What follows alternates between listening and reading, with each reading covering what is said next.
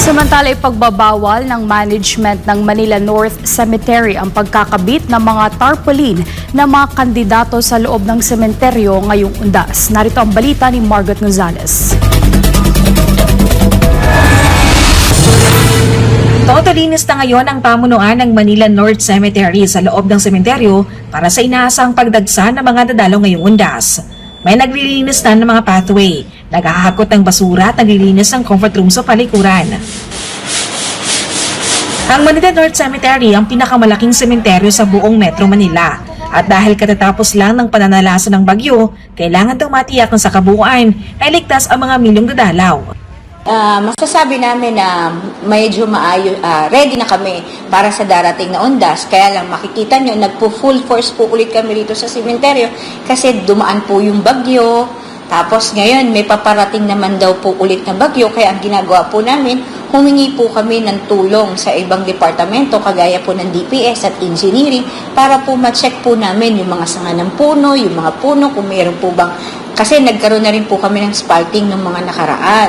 Tinitignan namin kung meron po bang nabuwal na mga sahig o may mga nabuwal na puno para ma-sure po namin yung safety po ng mga taong pupunta sa loob ng Manila North Cemetery. Para manatiling malinis ang sementeryo sa Undas, ang mga vendor hindi pa rin papayagan sa loob ng sementeryo.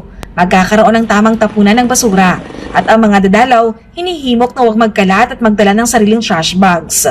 Ang mga patalim, baril at mga pampasabog bawal, maging ang mga alak at bingo cards. Ang mga alagang hayop, bawal din yan sa loob ng sementeryo.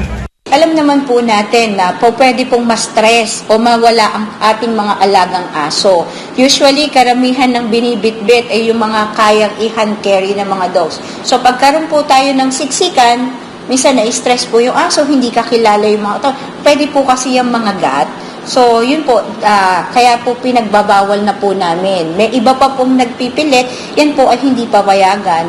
Kaya lang sana, wag na po. Kasi pag iniwan po sa amin minsan yan, nahihirapan din po kami paamuin dahil hindi naman po kami kilala ng kanilang mga pets. Hindi rin palulusutin ng management ng Manila North Cemetery ang mga poster at tarpaulin ng mga kandidato. Ayon sa pamunuan, bawal na bawal itong ikabit sa sementeryo ngayong Undas at kung may makakalusot man, babaklasin nila ang mga ito kaagad. Hindi po papayagan ang mga campaign materials po dito sa loob ng Manila North Cemetery. Tanging ang mga tents and tarpaulins lang po ng city government ang papayagan po dito sa loob ng Manila North Cemetery. Events, tarpaulins and tents po ng mga ibang mga politiko ay hindi po papayagan po dito sa loob ng sementeryo. Kung bakit po? Para po siguro, para po kasi ma-maintain natin yung pagiging solemn po ng pagdalaw po ng mga tao dito sa loob ng Manila North Cemetery. Magde-deploy ng halos 400 security forces ang management, maging ang mga kakailanganin sakaling magkakaroon ng health emergency tulad ng mga ambulance at health personnel. Simula October 30 hanggang November 3, bubuksan ang sementeryo mula alas 5 ng umaga hanggang alas 7 ng gabi na dati ay hanggang alas 5 lang ng hapon bukas. Dodoblehin ng management ang bilang ng mga e-trike para sa libreng sakay ng mga senior citizen, PWDs at mga buntis. Ngayon pa lang, marami na ang dumalo sa sementeryo para makaiwas daw sa siksikan sa November 1. Dahil maganda ang panahon ngayon, grab mo na yung magandang panahon na yun kasi bukas hindi mo alam. Pag mga 1, 2, 3, maraming tao yun.